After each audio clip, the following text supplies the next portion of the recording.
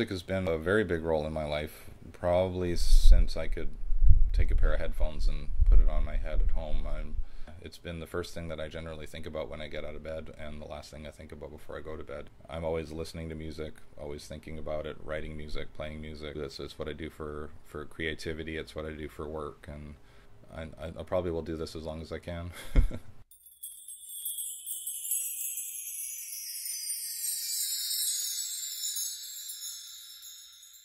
Red Cat Records has been around almost 10 years as of next spring. The first location opened in 2002, so there's been 3 different spaces for the store.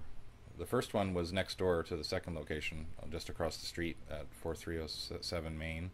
2.5 years ago, we opened up at this location just across the street, 4332.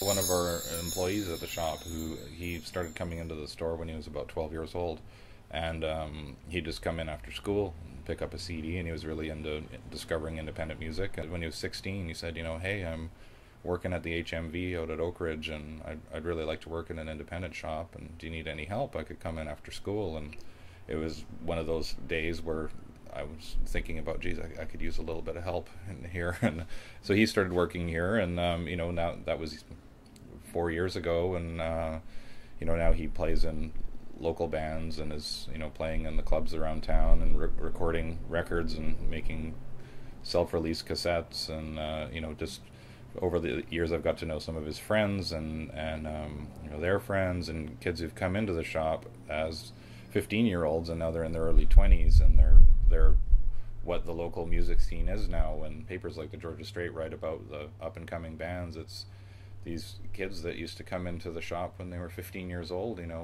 buying the new Chad Van Galen record or something like that, and it's really inspiring to see a business have this effect on a neighborhood where it's there and it's an opportunity.